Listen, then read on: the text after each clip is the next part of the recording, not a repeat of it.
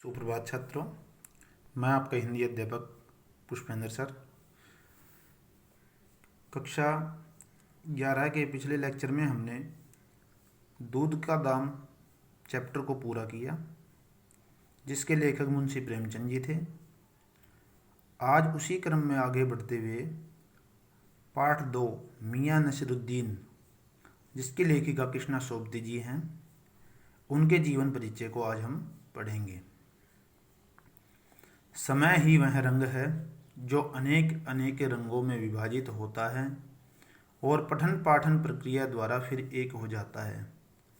शब्दों के आलोक में इनकी जो रचना है उसमें इनके ये शब्द हैं। कृष्णा सोबती जीवन परिचय। महिला कथाकारों में कृष्णा सोबती का नाम विशेष महत्व रखता है। उनका जन्म 18 जनवरी सन 1925 ईस्वी को पाकिस्तान के गुजरात नामक स्थान पर हुआ। इनकी शिक्षा लाहौर, दिल्ली, शिमला आदि स्थानों पर हुई। वे कुछ समय तक दिल्ली प्रशासन के प्रौढ़ शिक्षा विभाग से जुड़ी रही। इनको साहित्य अकादमी सम्मान तथा हिंदी अकादमी का सलाका सम्मान भी प्राप्त हुआ। साहित्य अकादमी ने उन्हें महत्तर सदस्यता भी दी। रचनाएं।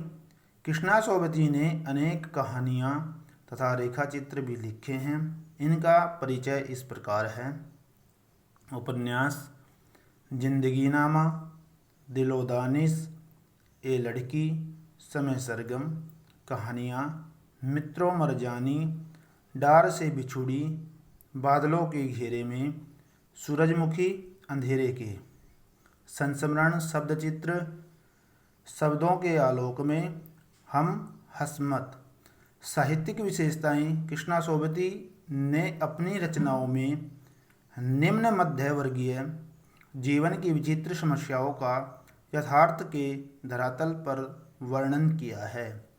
इन्होंने जहां एक ओर भारत पाक विभाजन से उत्पन्न विसंगतियों का विवेचन किया है, वहीं दूसरी ओर नारी जीवन से जुड़ी हुई विभिन्न समस्याओं पर भी प्रकाश डाला है।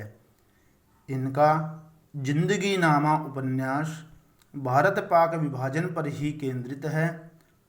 हम हसमत इनकी एक संस्मरणात्मक रचना है। भाषा शैली। कृष्णा सोबती की भाषा शैली सहज, सरल और व्यवहारिक है। वे प्राय प्रसंग अनुकूल और पात्र अनुकूल भाषा का प्रयोग करती है।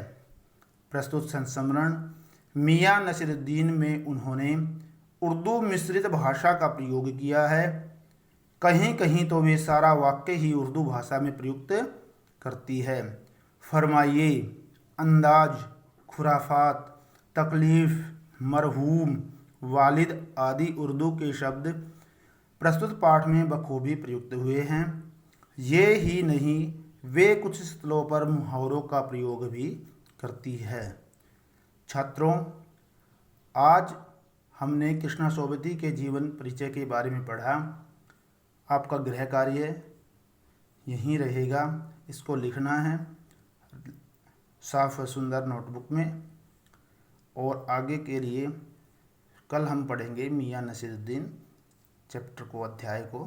धन्यवाद।